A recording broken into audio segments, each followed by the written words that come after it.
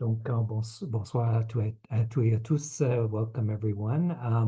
My name is Thomas from Giant Steps. I wanted to welcome everyone on behalf of Giant Steps and its Research and Innovation Hub, but also on behalf of our partners at TAC and CanNRT, to our first invited researcher learning series talk for this year.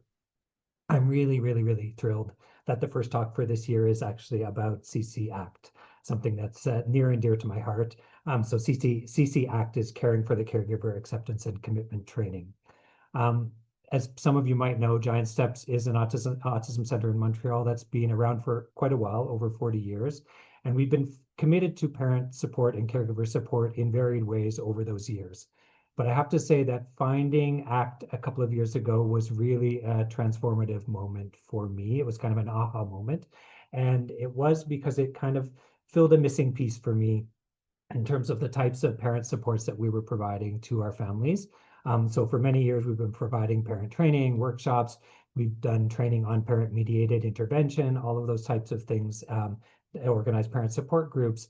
But ACT provided something that was different and was missing, I think, from the services that we were providing to our parents, namely not providing training on how to support their autistic child, but rather providing training on how to support themselves as caregivers. So that really was, something that for me was really transformative in the ways that I was thinking about how we were supporting the families that we're working with. So that led me to make the decision to train as a clinician co-facilitator in ACT for caregivers. So I did that a couple of years ago, and then Giant Steps formally launched ACT groups for our families last year.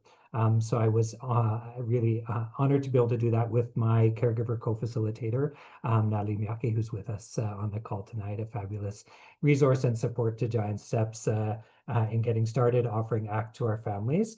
But really, it's been transformative for me also as someone that's worked in the field for over 35 years. It's provided me really something very new, both as also a type of caregiver, working in the field with children and youth on the spectrum, but also working with families. So really a pleasure to be doing this type of work at Giant Steps. I've also had the pleasure to work with our two presenters tonight, Lee and Joanna, in different ways, as well as their colleagues at CAMH, both in terms of having them as mentors and trainers as I kind of grow in my own work as an ACT co-facilitator, but also in terms of the research projects that Giant Steps is engaging in. So via our Living Lab, we're currently involved in 3 different research projects related to ACT. So there's a longer term project that's looking at the impacts of ACT on caregivers that take part in the training. More recently, we've gotten involved in a research project that's looking at adapting ACT for diverse caregiver groups, including for Francophone caregivers. So we're doing a piece on that, currently adapting ACT for Francophones in Quebec and across Canada. And finally, we're doing a project also to develop ACT, school-based ACT intervention for teens on the spectrum, so to promote mental health and student well-being at school. So thrilled to be involved in those 3 different research projects related to ACT, but also to be hearing about the research that's being done at CAMH and by the teams that are presenting with us this evening. So on that, I'll maybe turn it over to my colleague at TAC and CanNRT, Ellie, to talk a little bit about CanNRT. Thank you, Thomas. So now it's my turn to welcome everyone. So welcome. My name is Eliana, and I'm the training leads at the Transforming Autism Care Consortium, what we call TAC. And I'm also the training program manager at the Canadian Neurodevelopmental Research Training Platform, or CanNRT. So I'm thrilled to welcome you all to this first research forum and learning series session of the season, and to do so in collaboration with our wonderful colleagues at Giant Steps. So just a few words on this collaboration. Giant Steps and TAC have partnered to establish a research hub, a research and innovation hub, anchored in Community Living Lab. This unique collaboration bridges research and practice by creating a space where education and community-based approaches can be developed, tested, and refined in real-world settings. It is grounded in co-creation and active stakeholder engagement, so that the Giant Steps Living Lab promotes a culture that values integrating research into practice while fostering the generation of high-quality, multidisciplinary, and intersectoral evidence. Together, Giant Steps and TAC are working to improve the quality of life and support the success of autistic people and their families. So this collaboration between Giant Steps, TAC, and CanNRT is brought to life by the amazing team at Giant Steps, our current TAC researcher members, and the next generation of leaders in neurodevelopmental research who are learning every day how to respond to the needs and priorities of the communities they serve. These trainees are part of CanNRT, a Canada-wide collaborative training environment that supports research excellence at equitable, sustainable pathways for Canadian early career research in neurodevelopmental conditions through multidisciplinary cross-sector learning, mentorship, and connectivity. So before we get started with our presentation, I would just like to take a moment to introduce two of these exceptional trainees, Kelly D'Souza, a master's student in educational psychology at McGill University, and Sophie Bouhour, a PhD student in biochemistry at Université de Sherbrooke. And they'll be moderating today's session and helping with logistics. Finally, I would just like to simply share a few housekeeping notes. We will have a 20-minute Q&A period at the end of the session. Questions can be asked either by raising your hand or by typing them directly into the chat. The session is being recorded and will be shared with registered participants after the event. Please keep yourself muted unless speaking in order to minimize any background noise. And finally, a feedback survey will be shared with participants at the end of the session. We kindly ask that you take a moment to complete the form, as this will help us improve all future activities. So with that, it is my pleasure to pass the floor to Sophie and Kelly, who will guide us through the session. Thank you. So, hi, we are pleased to welcome our first speaker, Dr. Lee Steele. So, Lee Steele is the proud parent of two adult children who, and her eldest son was diagnosed with a neurodevelopmental disability when he was a toddler 30 years ago. Lee has been supporting families for the past 24 years and is currently the family advisor at the Israeli Adult Neurodevelopmental Center at CAMH in Toronto. She is also an ACT co-facilitator and coaches team delivering ACT workshops across Canada. Please join us in welcoming Dr. Steele. We are very excited to welcome our next speaker, Dr. Johanna Lake. She's a clinician scientist and a clinical psychologist at the Israeli Center for Adult Neurodevelopmental Disabilities and Mental Health at CAMH, and also an assistant professor in the Department of Psychiatry at the University of Toronto. Her research and clinical work focused on assessment and intervention for children and youth with neurodevelopmental disabilities and mental health concerns, with a strong emphasis on bringing lived experience into shaping evidence-based services. She also studies approaches to promote caregiver well-being, such as acceptance and commitment training, and works on strengthening how evidence-based interventions are implemented in community settings. Please join us in welcoming Dr. Lake.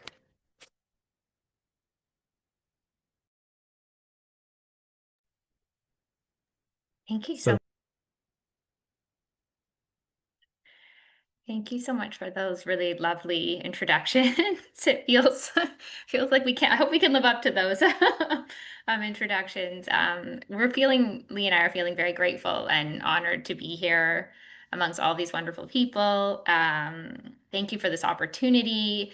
ACT is very near and dear to my heart. In the same ways that you shared, Thomas, I think like professionally, it's been something that I think has really changed my practice and I think the way I support families, but I also use ACT a lot in my own personal life, and it's really helped me as a daughter, as a sibling, as a parent. I find it just immensely helpful. So I feel really lucky to get to share a little bit about some of the work we've been doing. I'm very grateful to have Lee, our amazing ACT guru at CAMH, and very much my partner in all of this work. So just thank you very much for the opportunity. I hope this presentation will be a bit of a mix of research findings, but also you'll learn a bit more about our model, our partnered model, and some of the work we've been doing in the community. And we will for sure save some time for questions.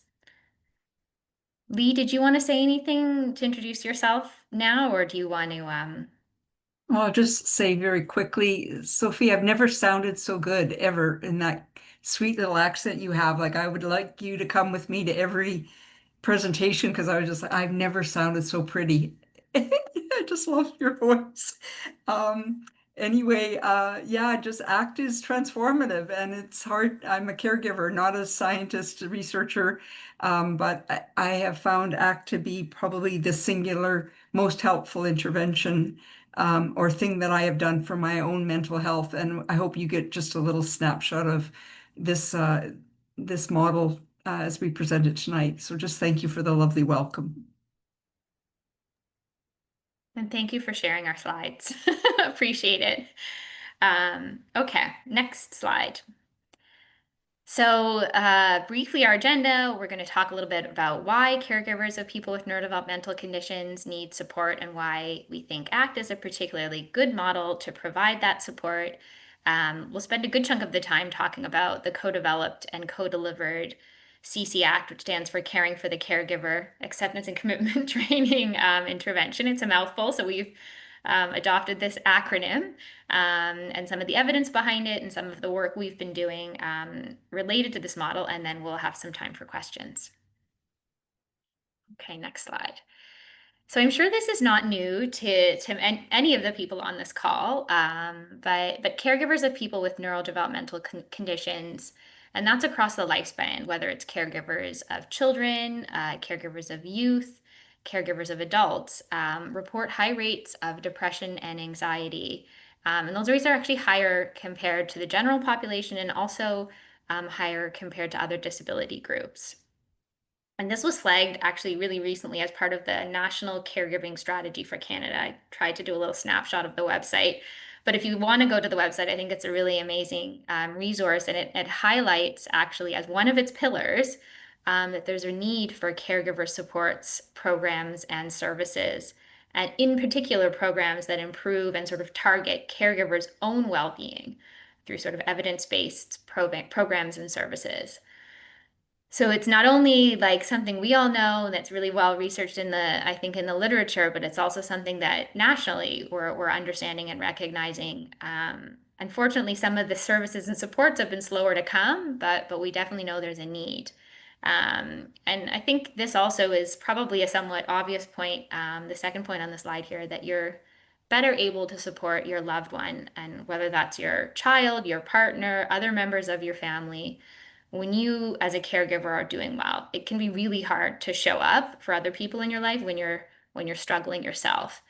And there's a lot of literature around coping and caregiving that demonstrates that when caregivers engage in more maladaptive coping strategies, so things like avoidance or disengagement, self-blame, that it has a negative impact not only on their own well-being, but also on the broader family system. So if we can help caregivers learn some of those adaptive coping strategies, which can include a lot of the things we teach in ACT, making room for feelings, making space for those feelings, accepting the difficult feelings, and connecting with the things that are really important to us, to each of us, we see those impacts on our family members as well. Okay, next slide. So now I'm going to turn it over to you, Lee. Thanks, Johanna. So it may seem obvious, but unfortunately, most evidence-based interventions for caregivers don't actually include the caregivers in their design and delivery. And this often happens when experts with good intentions develop interventions for service users, but not with them. There's considerable research from the disability field and from principles of user or human-centric design about the value of grounding the design of an intervention around the people who will use it. In the peer literature, support literature, we know the important role that caregivers can play as peer mentors to enhance the success of evidence-based interventions to other caregivers. Caregivers not only know what other caregivers need intrinsically in a way other health care professionals may not know. What the content is meaningful and relevant, but there's also an immediate trust and connection that is developed among caregivers facilitating and caregivers receiving the intervention. I've learned so much from other caregivers about ACT, about neurodiversity, about how we deliver mental health supports. We also know that peer support positively impacts caregivers' well-being. And it helps peers reduce their own feelings of isolation. Caregivers feel less alone in their experiences. It provides opportunities for personal growth and connection and learning. like we have probably all experienced, there is a feeling of empowerment and contribution when we're able to help someone else. And finally, involving caregivers in the delivery of interventions builds capacity and sustainability to continue to offer them. As many people can relate, there are often very long wait lists for services, and training caregivers to co-facilitate programs adds and builds to the group of trained people who ultimately allowing more workshops to be delivered to support more families in more places. So the next slide, please. So our ACT model at its heart, and ACT again is acceptance and commitment training, combines the benefits of ACT for caregivers with the benefits of a partnered model. So what we mean by partnered model is that the workshops are always delivered, co-facilitated with caregivers and clinicians together, and we do our training together as well. And caregivers have so much to contribute to the success of these interventions. Our model was co-developed and co-delivered by caregivers and clinicians working in partnership. And it's actually true partnership. And this is such an essential part of the model and why it has been so successful. And we'll speak more about this when we share our results in a few more slides. As I mentioned, caregivers and clinicians train together, and this partnership, this co-facilitated partnership, is woven into all aspects of our intervention model, starting in the training, in the coaching, and in the facilitating. In the context of COVID, we moved from an in-person workshop and training and developed this intervention to be delivered virtually. As with a lot of virtual programs, for some caregivers, it's been easier because they're able to participate from their homes rather than having to worry about travel and childcare. And it's also enabled teams to come together to facilitate from different regions, from different provinces. As you can see on this slide, we've published a facilitator's manual that's up in the corner there that can be freely downloaded from the CAMH website. CAMH being the Center of Addiction and Mental Health. I know we use a lot of acronyms. Or you can purchase a hard copy to be mailed to you. This manual, however, isn't meant to be a standalone training tool. You wouldn't just read this manual and then deliver a workshop. It's meant to be a component of our training. And then second on the bottom there, you'll see this amazing ACT website that we've created where people can learn more about ACT. And then there's the closed portal portion of the portal. That's a tongue twister, where the facilitators who have been trained will find all the resources and all the materials relevant to running a workshop. Joanna? Thanks, Lee. So this is now a little bit more to what we're understanding around the benefits of the program, and they're kind of hard to see, but there are 3 papers, and we'll share the reference list in case you're interested in reading more about those particular studies. But there are 3 separate papers. One that was led by one of my colleagues and mentors, Johanna Lake, and another by Kenneth Fung, another wonderful ACT guru champion who Lee and I have learned so much from. And then the third paper was a really wonderful PhD trainee from York who did a study on ACT. So let's try to see if I can kind of briefly summarize the studies. So two of the papers were focused on the same study. This is going back actually some time. I think it was back in 2018. And that study emerged actually from a grant that we had that was focused on the well-being of women and mothers specifically of autistic people. So it wasn't a huge sample. We ran, I want to say 3 groups. So it was a relatively small sample of mothers of autistic people. But what we found, this was sort of our first way of studying the benefits of this partnered model, was that caregivers, mothers who participated in the program showed significant improvements in depression, stress, social isolation, and health from pre to post workshop or intervention. So we're seeing improvements in sort of psychological well-being aspects of that, as well as improvement in ACT process outcomes. And that's what that second paper is focused on. So we're seeing changes in terms of people's levels of psychological flexibility, which is kind of the crux of ACT, cognitive fusion, and values consistent activities. And that those changes are maintained not only like pre to post, but also at an 8-week follow-up. So this was really exciting for us. Anecdotally, I think anybody that co-facilitates these workshops, you get this sense that you're really helping people.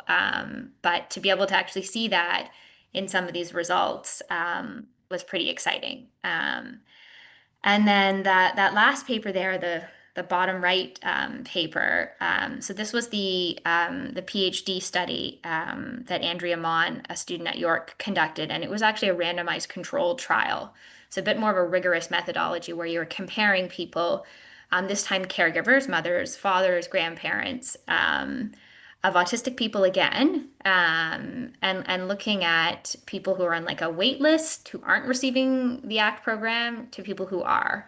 And again, what was really exciting was what Andrea found was significant improvements in depression and family distress relative to people who were waiting to receive the program, as well as significant improvements in psychological acceptance and cognitive fusion. So we're starting to see some exciting benefits of the CC-ACT program, but all of the research up to this point was mainly among caregivers of autistic people. And also in the context of like a research study setting. So whether it was like up at York University or at CAMH, so in a really controlled research environment. So what we really wanted to now understand was, how does this model affect the well-being of caregivers of people with neurodevelopmental conditions more broadly? And also, what does it look like when it's implemented in the community? Because all along this time, we're training people, caregivers and clinicians, to implement this model. But we don't really know what happens now once they go out in the world and deliver their workshops. So if we go to this next slide. So we were very fortunate in 2022. I'm hoping I get those days right, to get a grant, sort of like a community implementation grant from Kids Brain Health Network, the Public Health Agency of Canada, and the Brain Canada Foundation, to really do exactly this, to be able to study how the CC-ACT model is implemented in the community, and to expand it not only to caregivers of autistic people, but also caregivers of people with different types of neurodevelopmental conditions and across the lifespan. So this was a really exciting grant. We worked with 12 organizations, and these organizations were of really different sizes. Some were big hospitals, some were community mental health organizations in big cities, in rural cities, in 4 provinces. So Ontario, British Columbia, Quebec, and Nova Scotia. And we had 2 years to conduct this study and to really understand exactly those things, like what happens when this gets implemented outside of the controlled research environment. Are we still seeing these benefits? And is it helping caregivers across sort of the lifespan, caregivers of children, caregivers of youth, caregivers of adults, and caregivers of people with different types of neurodevelopmental conditions? I should say one other really, really wonderful component of this grant is that the funding also allowed us to provide some coaching support, which Lee will speak to later. That was like so incredible. There was one major win from this study. I think facilitators would all say Lee and Jody. Jody's another wonderful caregiver coach, a wonderful facilitator who then went on to coaching with Lee. And they coached all of these 12 teams as they got ready to run their first workshop. Because another gap we had sort of identified in our training was that people had reported, we've done the training, but now it's a pretty big leap to go from, taking a training to now partnering together, caregivers and clinicians, to run a workshop. We need some more support. So through this grant, we were also able to, with the wonderful expertise of Lee and Jody, provide that tailored coaching support to each of those teams. to really help set them up for success. So it was a multi-method evaluation, complex, lots of things, focus groups, surveys, that we'll speak to in a minute. It was guided by the RE-AIM framework, which I'll speak to in a little bit. It's an implementation science framework that looks at things like how we're reaching families, whether or not organizations are adopting this model and continuing to offer it. That's also part of maintenance, and then the whole process of implementation. So what it looks like when it's rolled out in the community. And then, yeah, we collected the data through lots of different ways. Surveys, fidelity checklists. So we're wanting to see if when people conducted the workshops in the community, if they sort of maintained some fidelity to the original model. So did they carry out the exercises in the way that it was intended to be done? And then, of course, the pre and post surveys from workshop participants. And yeah, this really allowed us to kind of understand this implementation part of this model and how it works in the real world. Okay, we can go to the next slide. So I'll try to break this down as best I can, knowing that this is like a really big project. And so I'm trying to kind of synthesize this into a few slides, but we'll be around after to answer questions if anything is unclear. But also please feel free to put questions in the chat. Okay, so there were the 12 organizations, and so that wound up being 195 caregivers who participated. Workshops typically include sort of between 10 to 15 participants. Sometimes organizations would have less than that, but I don't think we ever had a team that had more than 15 people. And research was optional. So 113 of those 195 caregivers consented to be part of the research evaluation, which is what that table on the right is. So that's based off of 113 of the caregivers who participated in a workshop at one of those 12 organizations. So one of the things that we came to realize, which probably most people that are in this research world would also relate to, is although we had really great participation, I think on the whole in terms of research. I think a lot of teams and we as researchers as well were concerned that we weren't really reaching the full range of caregivers who might benefit from CC Act. And I think we see this in a lot of clinical programs and a lot of research studies. Oftentimes there are underserved caregiver groups who don't hear about our workshops or who don't have the opportunity to participate in a program or in a research study for various reasons. And I think you can see that even from looking at the demographic table there. It's largely women. It's largely white Caucasian women and mostly mothers as well. So I think this highlighted for us that there were certainly caregivers who we were not reaching through this program. And then in terms of that last point there, participant acceptability, I mean, I think this is one of the things we recognize when we offer these workshops is that caregivers really, really enjoy it. I mean, you hear that anecdotally when you run a workshop. I think you can really feel that as a facilitator, but certainly that came out in the surveys and the focus groups, that this was a program that really met their goals, that they really learned skills that they felt they could implement in their everyday life. And also we had really good participation and retention. So people didn't tend to drop out of the workshops. And they tended to attend most of the sessions. Okay, so now this is from the perspective of the caregivers and clinicians who are facilitating the workshops from those 12 organizations, as well as we engaged with management and leadership from those 12 organizations. So it was really helpful for us to understand, you know, what did the organizations think about this partnered model? Are they going to be able to continue offering this model? Is this something that aligns with their philosophy and the type of services and programs that they offer? Do they see value in this kind of work? So in total, the 12 organizations delivered at least one of the Caring for the Caregiver Act workshops, and then 5 of them delivered it twice. And the reason some of them delivered it twice is because we had different funding sources. So sometimes there was funding to offer it once, and sometimes there was funding to offer it twice. But every team and organization that we had planned to partner with was able to carry out running the workshop. And the facilitators and organizations reported high acceptance of the program. They believed in the effectiveness of the model, and many of the facilitators reported adopting ACT practices in their own lives. I think that's something in the world of ACT. If you facilitate ACT, I think you generally kind of live it in your own life too.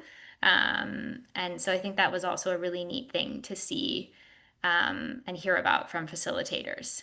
And then certainly teams reported valuing the central support of the research team.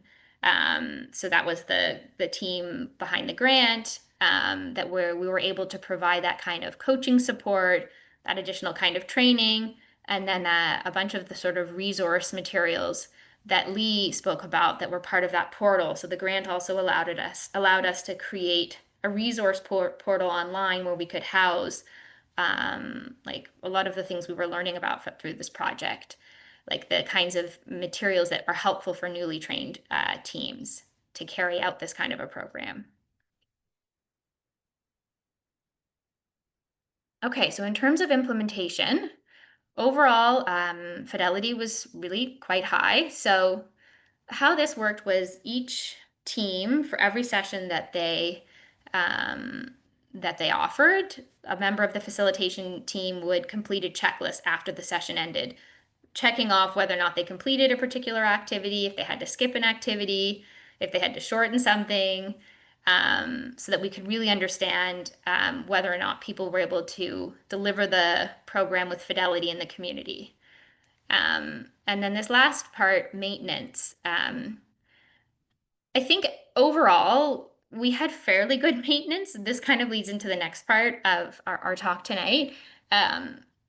Most of the teams, 10 of the 12 teams, were able to continue offering the CCAC program after the grant was ended. So if you can remember, we were able to provide these teams with some funding to kind of get them going for the coaching support, but also they got a small stipend that allowed them to pay for some of the facilitators' time. And so the hope was that that would sort of be a springboard to then allow those teams to continue to offer the program within their organization once the funding was removed, like once the grant was done. And so I think it was exciting to see that, you know, now that it's been 2 years since that grant ended, actually a year, that most of the teams were able to continue offering the program. But some teams certainly expressed concern about capacity to continue delivering it, in particular, like, you know, funding from the organization to continue to pay caregivers who were not employed as part of their hospital or their community mental health organization, and that it really needed to be a commitment from leadership management within the organization and dedicated funding for sustainability.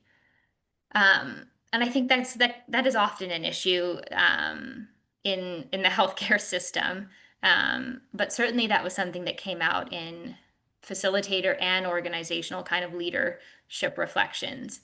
And then I think the other important thing to note is that, you know, this grant focused on these 12 teams where we had the ability to give them extra support and provide them with some funding. But there were certainly lots of other teams who had trained in the program who we really didn't know if they were continuing to, you know, had they even launched a first workshop? Were they able to offer one workshop and then they weren't able to continue? So the sustainability piece, I think, was in the back of our minds as possibly something that we needed to address. Okay. I'm sorry that this slide, you have to click it again. There's this strange transition that, thank you, I couldn't seem to remove. This is my PowerPoint expertise. So this is, I think, a really exciting slide. So this is some of the data from those 113 caregiver workshop participants across those 12 organizations from different provinces in Canada. So this is based off of the pre-post survey that those caregivers completed. And what we're seeing, I think, which is really exciting, again, we saw this in that smaller sample of caregivers of autistic people, but now we're seeing it more broadly. Decreases in anxiety, depression, and stress, and that's measured by the DAS there, and the brief family distress scale, and then also increases in overall well-being and resilience. And that's the short Warwick Edinburgh mental well-being scale, and then a resilience scale on the far right. So we were really, really happy to see that in the community, in the real world, that this program seems to be helping families. And if we go to the next slide. So this is now looking at, that last slide was looking at sort of those psychological well-being outcomes, and now we're looking at the ACT process outcomes.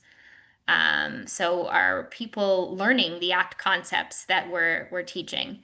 And I should sort of say it's hard to put into words what the workshops are like. It's certainly not like a didactic, theoretical discussion of psychological flexibility. It's really about, the exercises are very experiential. And so you're experiencing the processes and you're applying them to your own life. And so it's different in a way that you're hoping people are learning, you know, cognitive diffusion and to connect with their values, but you're not teaching it in a really formal sort of theoretical way.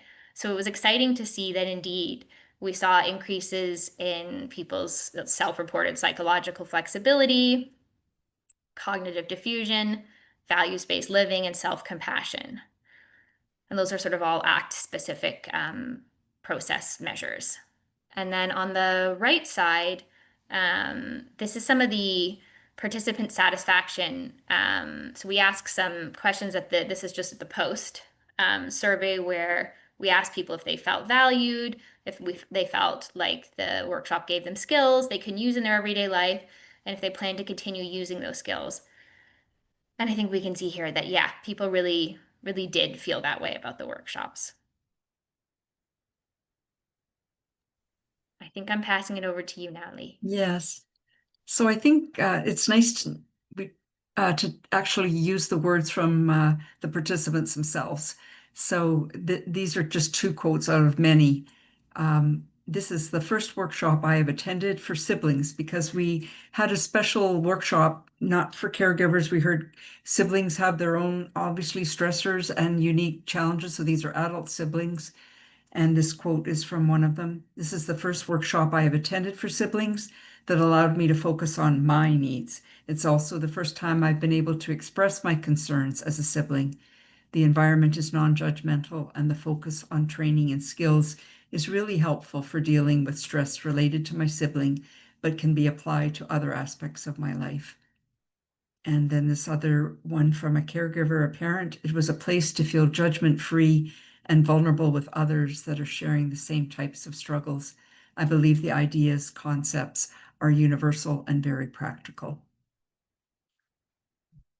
And then this is some quotes from the actual co-facilitation, about co-facilitation. So as we said, it was always co-delivered with a caregiver, a parent, or a sibling, and a clinician. And so 92%, which is very high, I think, of workshop participants agreed, or strongly agreed, that there was a benefit of having family caregivers as co-facilitators. And I like these quotes, again, out of many that we just chose a couple to share with you. I thought it offered a more approachable method to communication. I felt I didn't have to go into such detail because my perspective was shared, experienced, and understood. This allowed me to let my guard down to connect and share more openly. And the second one, it demonstrated collaboration and a feeling of focus on the participants. Felt multiple perspectives were considered and included. So these are quotes from the participants themselves. So this information came from a survey where facilitators, both caregivers and clinicians, shared their perspective in co-facilitating in a partnered model. And you'll see there's a little, again, another paper that's been published from the Journal of Contextual and Behavioral Science. Participants clearly identified that having both a clinician and a caregiver present was crucial to the facilitation experience. Further, participants outlined the unique skills and perspectives that each facilitator has and how that improved the group dynamic.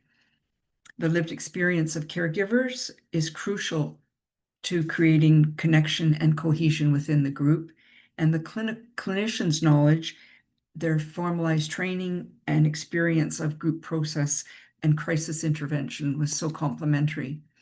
So again, looking at that quote from a clinician facilitator, each facilitator brings a unique set of skills to the workshop. A parent with lived experience brings a level of authenticity and realness to encourage deep and rich participation.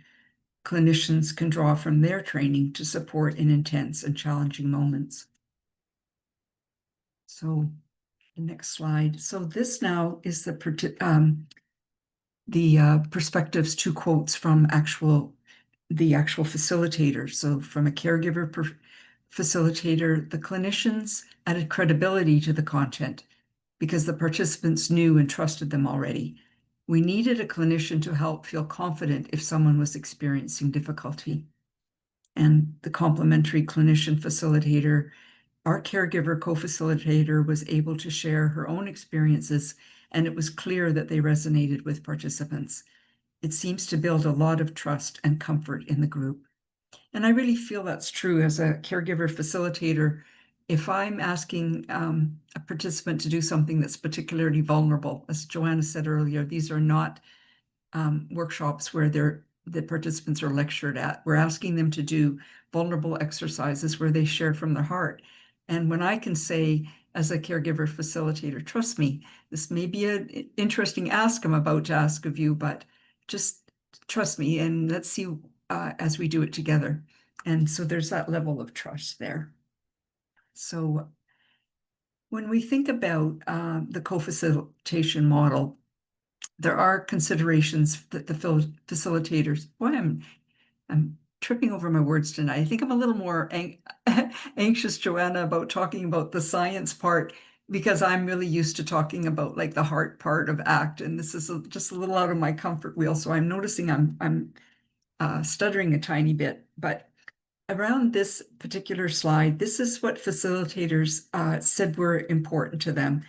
They identified important considerations to co-facilitating this partnered model. And there was the emotional cost, first of all, for the caregivers and clinicians, because it asks clinicians maybe it's a little bit different for clinicians. They are asked to share their own vulnerability in their personal examples when they are facilitating, as well as we absorb the sharing and challenges of the participants in the group. The time there's for facilitating, but there's also all the preparation. This is in addition to the training that Thomas was referring to earlier. So you've done the training, but then there's also the preparing and the practicing for the workshop themselves. And caregivers in particular noted the strain that co-facilitating can have on life and relationships. The strain and stress was typically noted about the decreased free time that we're using to do this facilitation takes away from our family and our own work. And the capacity of caregiver clinician facilitators, so things can come up suddenly for them that are unavoidable, and that may impact the ability to facilitate, and sometimes the guilt that's associated with that when there aren't others that can step in.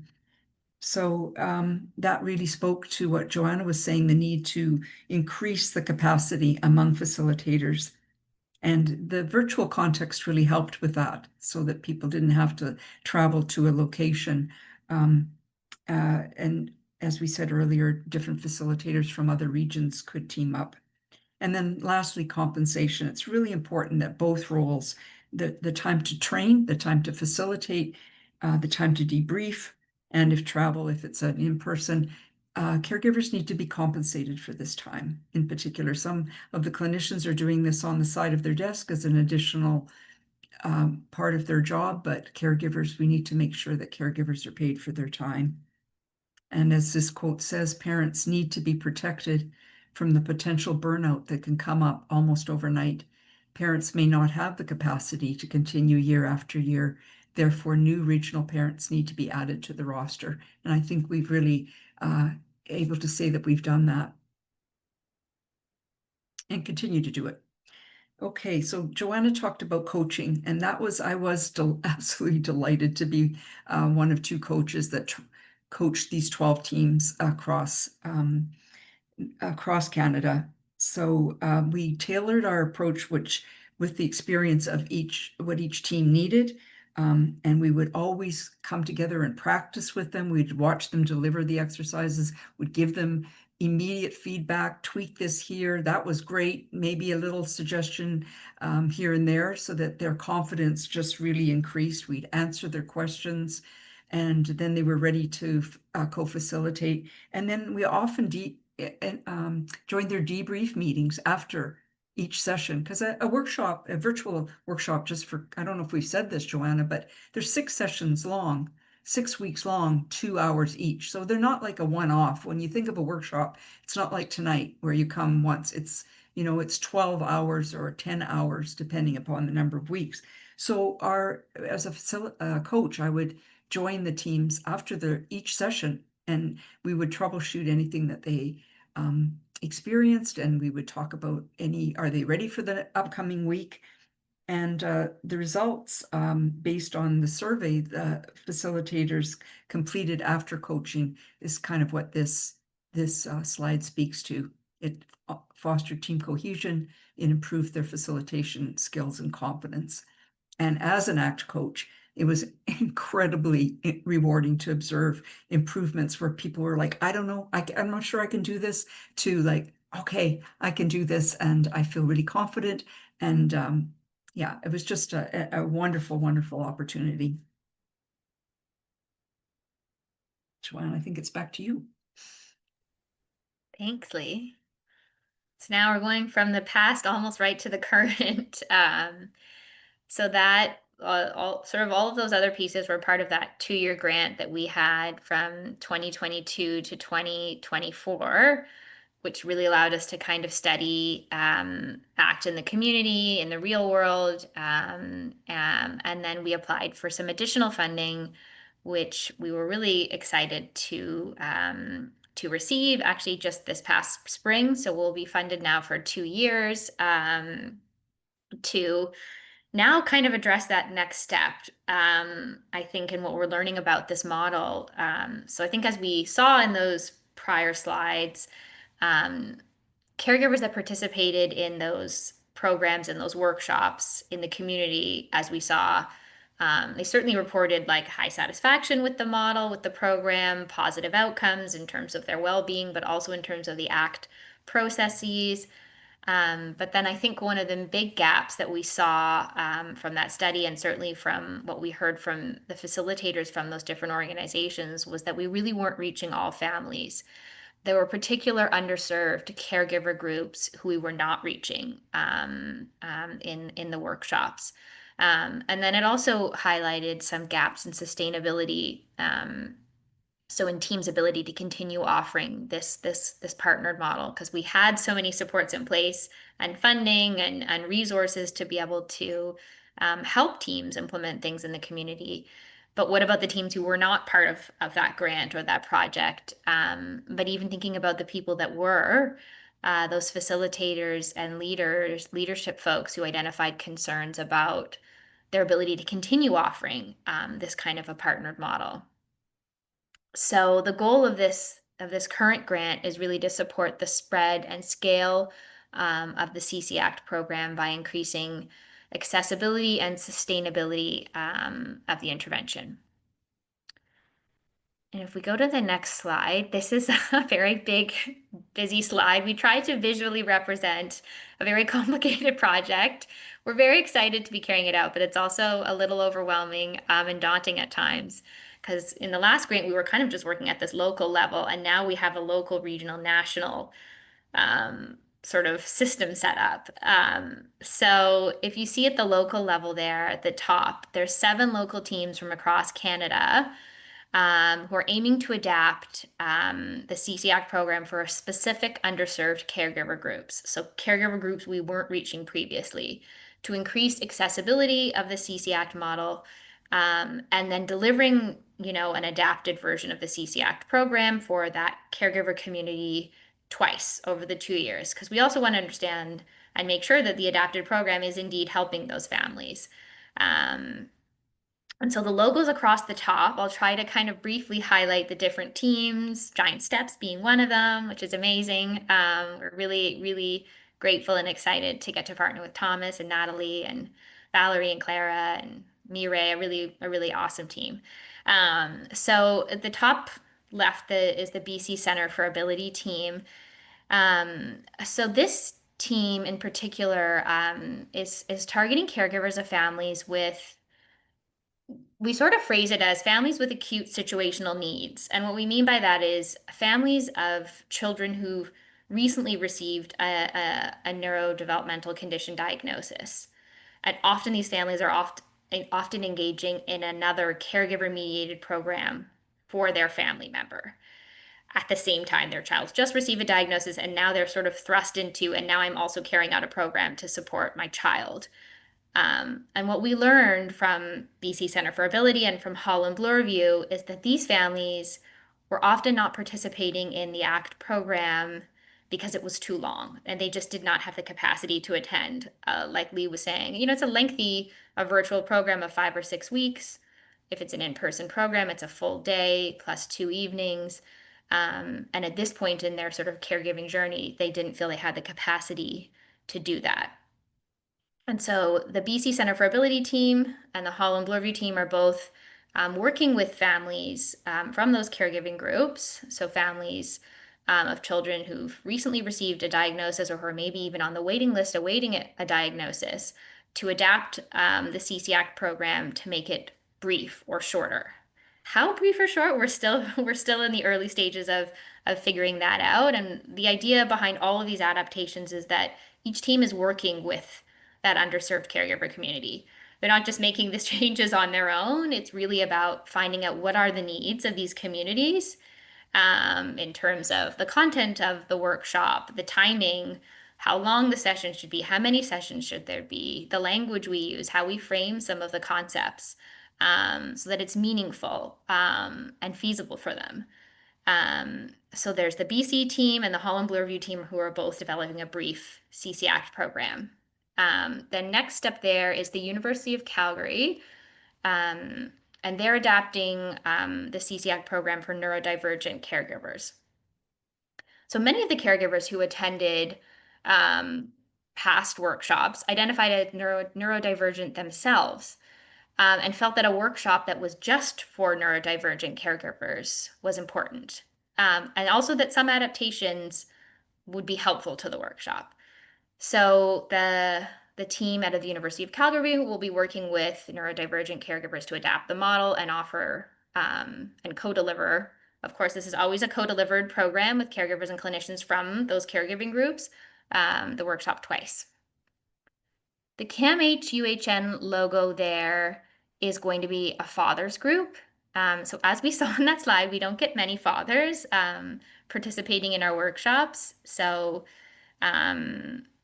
together, they'll be partnering to adapt the program and offer 2 workshops that it will be just for fathers of people with neurodevelopmental conditions. And then Scarborough Centre for Healthy Communities will be adapting the program for Black caregivers. And then Siblings Canada will be adapting the program for transition age siblings. So Siblings Canada was actually part of the prior grant, but we were mostly reaching older adult siblings. So one of the things that came out of their workshops that they realized is they weren't often, recruiting or engaging siblings that were younger. So their workshops will be delivered to transition age siblings, so siblings between 16 and 25 years of age. So figuring out what adaptations need to be made to offer it to transition age siblings, and then offering it to that group twice. And then, of course, we've got Giant Steps. The University of Montreal will be very exciting, adapting the program and offering it to Francophone caregivers, which we've never done. All of our materials are in English, so I think this is a really important next step, and we're very grateful for this partnership to be able to do that. So then on the lower half of the slide is the regional and the national, which we are in early stages of figuring out what exactly are we hoping to do.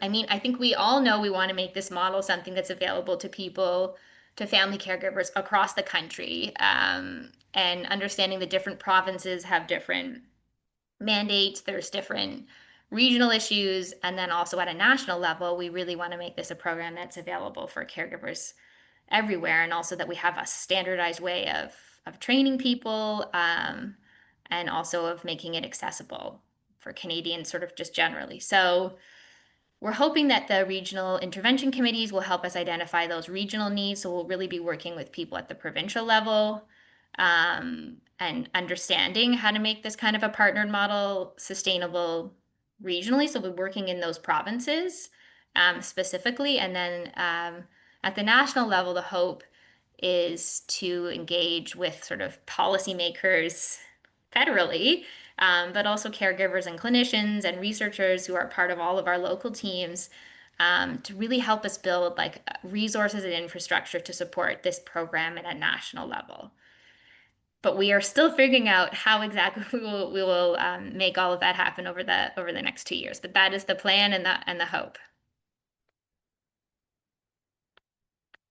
Okay, Leah, I'll pass it back over to you. Thanks, Johanna. So just a snapshot of where we're growing. We've now delivered these CC Act workshops either virtually or in person to over 400 caregivers with different types of neurodevelopmental disabilities. So I was just thinking of that when you were sharing, Joanna, that we've reached the fetal alcohol syndrome community, we've reached epilepsy, just from those early beginnings of it being only autism, just how many more communities we've now embraced. So there's over 70 caregivers and 90 clinicians, and we were even sure that there might not be a few more, and that we're having another training starting this Thursday. So they are across 6 provinces. We have a community of practice, so anybody that's taken the training can join our bi-monthly community of practice. So there we continue to grow our strength, skills and ACT, troubleshoot. It's just really, if you've taken this training and that was your cohort, you want to meet all of the other people that have taken the training and work together. That's how it is for the community of practice. So we meet 5 times a year, and in between our meetings, we write a newsletter just to highlight all the different teams, and come up with like a book. You know, is there a great ACT book? Is there great resources that courses, things like that. So it's just a way of keeping those clinicians and caregivers that have taken the exhaustive training, because it is a really, I'm one of the people that helps coach the training, and it's a big time commitment. So we want to make sure that we stay connected. Earlier, we showed you our beautiful website with this resource portal that's got videos of how to do all the exercises and tip sheets and anything that once you're ready to run a workshop, hopefully. And Natalie, who's on this call, is like just a phenomenal person and great friend who just keeps thinking of ways that resource portal can be improved. So I just a nod out to Natalie and Thomas for now. There's other ways we're going to improve the resource portal and add all of these other resources like the Francophone versions, which is going to be amazing. A peer practice group is something I actually started. One little group when we first started ACT in 2015. I took the workshop and I said, this is great, but I'm going to forget it all. This is going to be one more workshop I took and I'm not going to remember it. And so I started a monthly support group, and it's been running now 10 years. I'm really proud of that. And so other teams really like that idea. And so they are also running, there's now 4 peer practice groups. And then this is really exciting to me, that we had autistic adults. This is different than the neurodivergent caregivers. This is autistic adults running their own ACT workshops. So they're exercises that were decided upon by 3 autistic adults and different clinicians together. And this is, they've now run 4 groups. So that's very exciting for autistic adults, and we're continuing to expand that. So I love that little seed growing there. We've really grown a lot since I took my first workshop in 2014, and it was all clinician led, and now it's completely clinician and caregiver led. So that's exciting to tell you about that. And there's our website, and there's Joanna and my email. So if you think of questions you want to ask us after this session ends, please don't hesitate to reach out to us. So the next slide is a little compass, because like I said, I was sort of stuttering around because this was more like a scientific talk that I'm used to. And so now I thought we could end with doing something that's actually ACT. So you could just get a little sense of ACT. How would that be? I hope that would be enjoyable. So it's a perspective taking exercise, and that's what the little compass stands for. So if it's easy for you to just take the slides down so we can see each other for a moment, and I'll lead us through a little bit of a very quick exercise, ACT exercise. So it's mindfulness. I'm going to invite you first just to take a couple of deep cleansing breaths. I know I've been breathing so shallow all the way through this evening, so I'm going to start with myself. Let's just take some cleansing breaths together. And drop your shoulders. Mine are up by my ears. Roll them if necessary. And allow your eyes to go closed. And this exercise involves perspective taking, a little bit of values, and some committed action. If you know ACT, those are 3 of the ACT processes. And I'm going to ask you to travel back in time with me for a moment. And just breathe.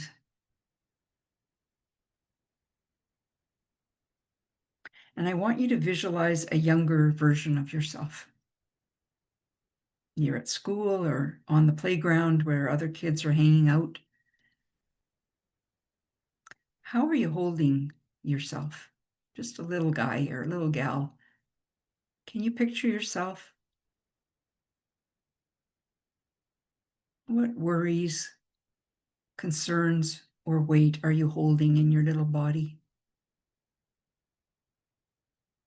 What are you doing with your little hands?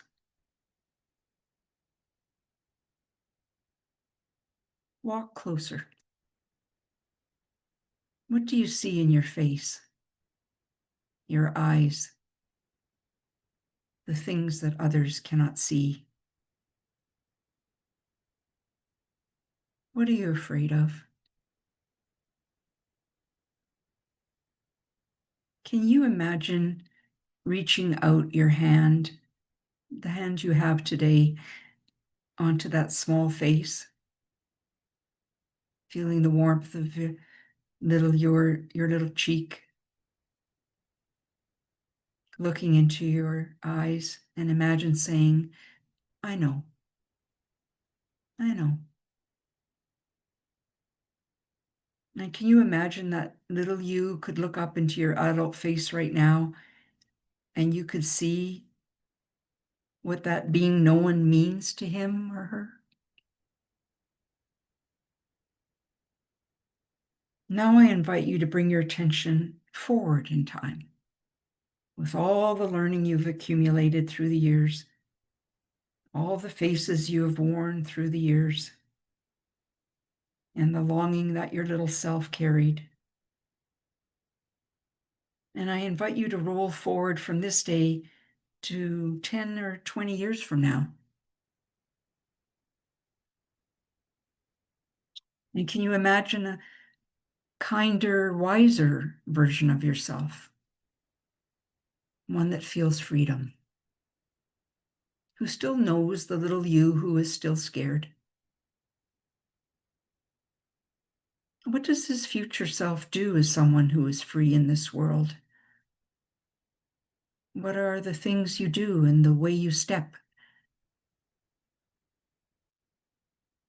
Can you imagine if this older, wiser self could look into your eyes and your face today, and you could feel the warmth of their hand against your cheek? That they could look into your eyes today to see how far you've come, and yet how you still struggle? And can you hear from this older self the words, I know, I know. Now let this image drop away, swirl around you, and bring your awareness to your breath. Allow it to fill you, and in your next breath or two, can you bring your attention back to this virtual room together?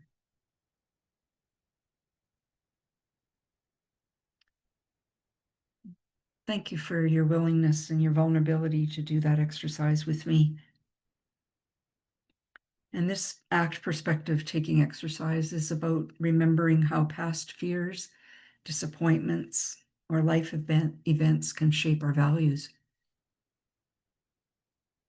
The co-founder of ACT, Steve Hayes, talks about our pain being a two-sided coin, and embedded in our pain is our values. He says we hurt because we care. As a mom, I know I witnessed my son being rejected, and that created a deep desire for me to bring understanding to others of the struggles that families face. And this drive is born out of the pain of seeing him standing at our front door, waiting for the school bus day after day, saying, tomorrow will be a better day. Tomorrow will be a better day. I remember how I thought, and I was told that being a good parent was focusing on the areas my son needed help with, more intervention, a disability lens instead of a strength-based perspective. And that lens resulted in years of fear for me and worry versus enjoying him just the way he was. So these are two of my deepest values, and they're born of pain. So I want you, as you reflect on the exercise we just did together, perhaps thinking about that younger you, are there aspects of that feeling of what you were doing or how you felt that reminded you of your values? The way you want to live your life? The things you stand for? Maybe even the things that led you to do what you do as a profession? And holding on to those values like a North Star, like that compass we saw, that picture, can you take even the smallest incremental action towards that value? Can you in this moment be slightly more present? Can you hear the pain underneath the words when someone is sharing with you because you're truly listening? Can you make the slightest change in investing in your own well-being so that you can come from a more self-compassionate place? These are incremental, tiny adjustments we can make every day that cumulatively have a lasting impact. And when you visualize that older self, the who and what you want to be known for, are these tiny adjustments you can take today, each day, that support you in truly living out those values. And that's just an example of the action in ACT. So hope you enjoyed that. I think there's just a couple of more slides, and then we'll talk about any questions you might have. Were there just a couple of little closing slides? I think it's just if not, it's our references, I think. Yeah, our acknowledgements of folks. I never even realized as a parent, like how much research, how much work goes into research for starters, and how research equals funding. I never got that. I just was like, here's a workshop. I'm going to attend. I never realized until I started working with these incredible clinicians and all of these foundations and that allow us to do this research. So now I really tell people if they can be part of research, that's amazing, because that's how we continue to offer things. And the last slide is just, I think, is there one more? Just the references. Joanna put this together, of course, because she's a scientist of everything that we said and where it all came from, the different papers. So now we can take down our slides and see each other. And Joanna, maybe people have questions for us. Thanks so much. Thank you, Joanna and Lee, and thank you, Lee, for that for closing us out with an exercise. It was so fabulous to be able to experience that with you. So thank you for that. So I think our students are available to monitor questions. So please feel free to put up your hands or write your questions in the chat.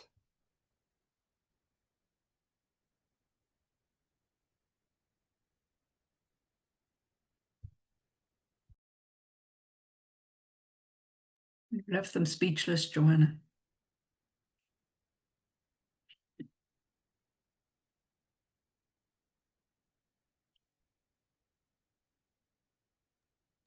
I maybe have a question for Lee, actually.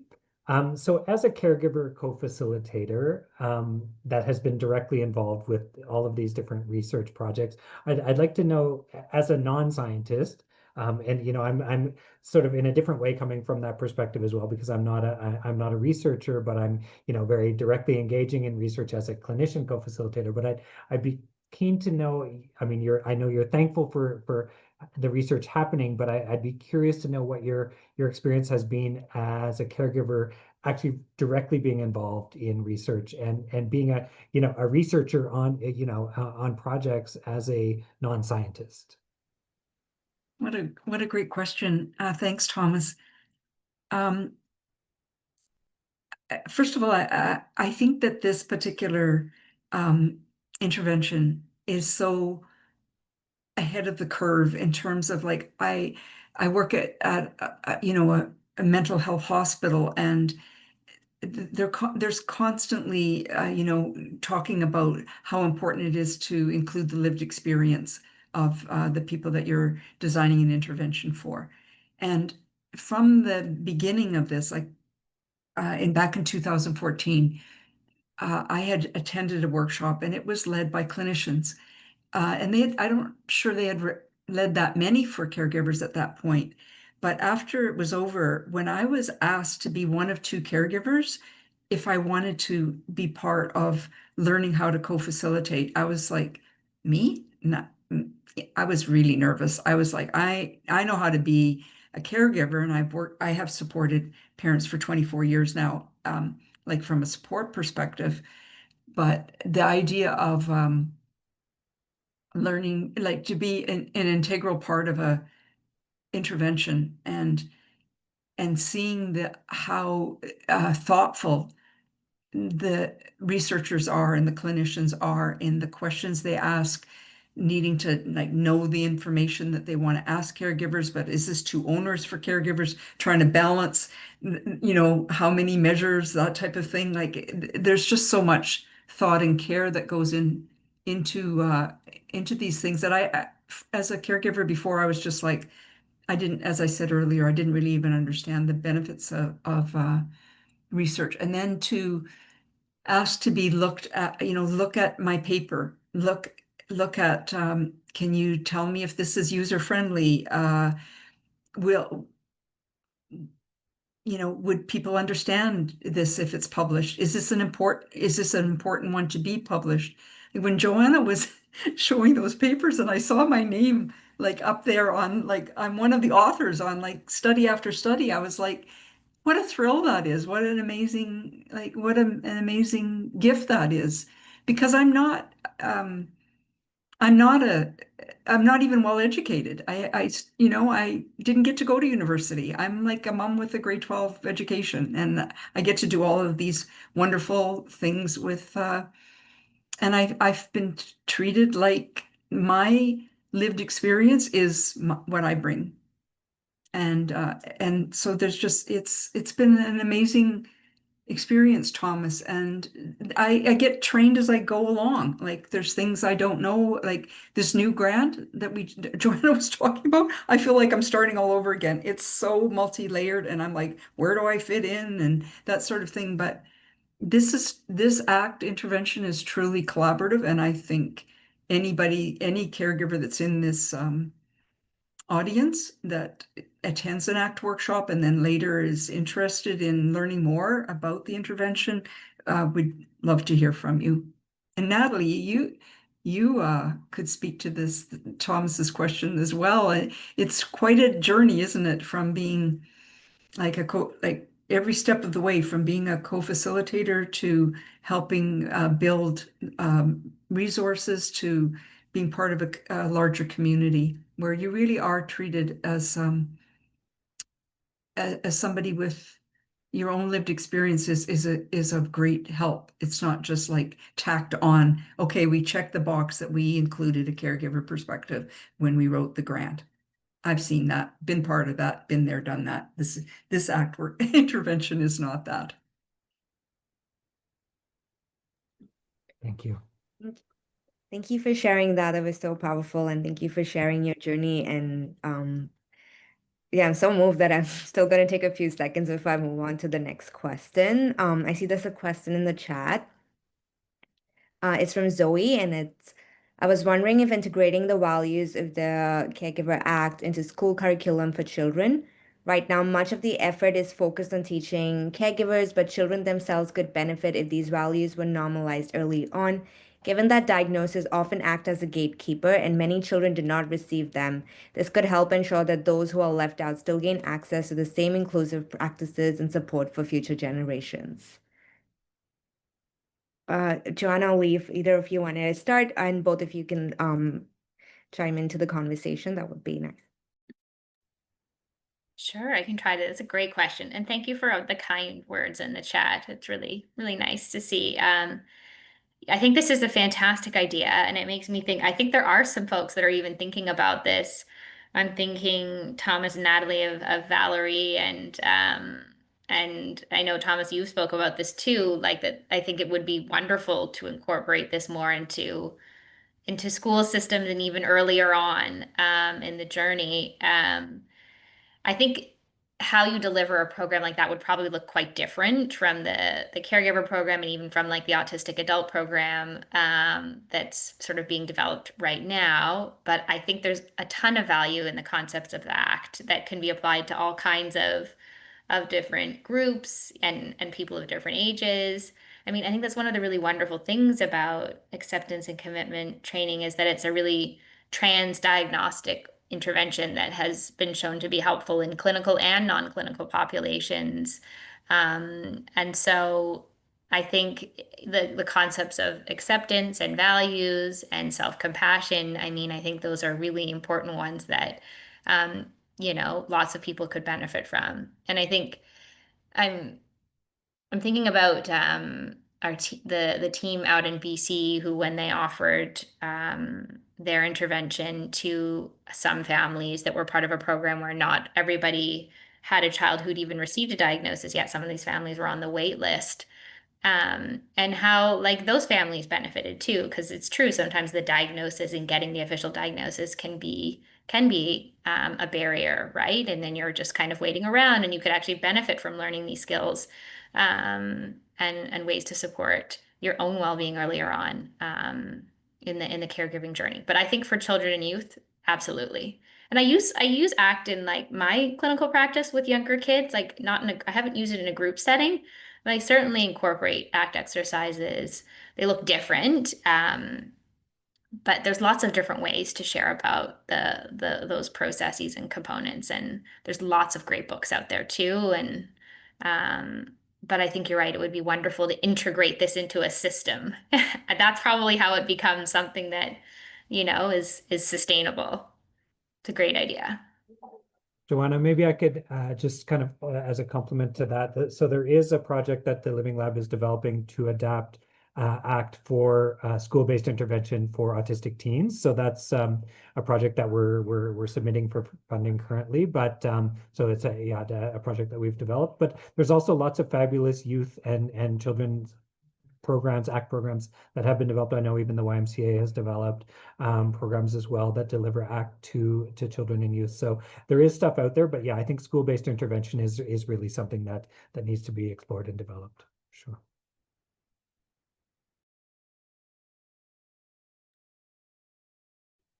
Do we have any other questions? I don't see any in the chat.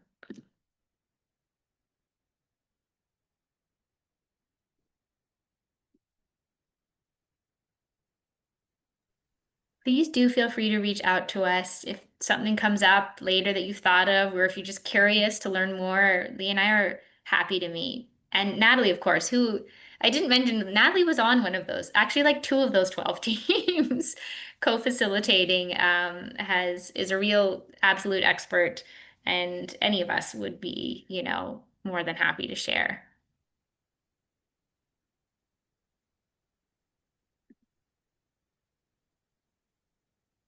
Any comments?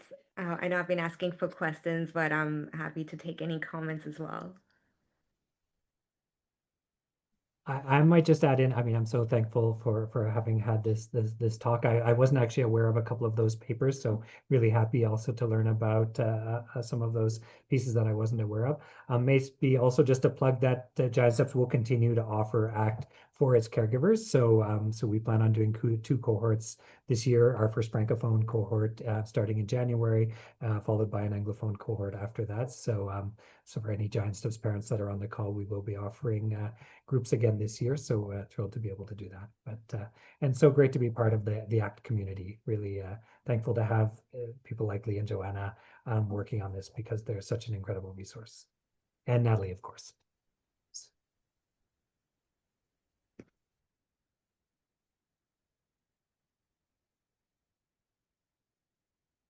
I love all those little hearts. Thank you so much. That's great. I can sleep tonight when I hear that, see those little guys going up there. Okay, we did a good job. That's good. Thanks so much for this opportunity, and yeah, ACT for caregivers. There's nothing like it, really, I think. Yeah. It changes everything, yeah, for sure. Yeah. Okay, well, if there's no other questions or comments from the group, maybe we can close out this session there. I wanted to thank again Joanna and Lee for coming and presenting tonight, and for everyone also for joining the call. We'll be continuing to explore and develop more and more projects, both research and practical in community projects using ACT. So thrilled to be kind of growing momentum also in the Quebec context. So that's, in some provinces it's advanced more quickly, and in Quebec there's been some challenges, linguistic and otherwise. So yeah, thrilled to be able to also be growing ACT in Quebec. So I'd like to thank you too. Thank you all for being here. Lee, Joanna, that was very inspirational. I think I learned a lot, which is great. So thank you. And I look forward to seeing all of you at next month's forum. Have a lovely night.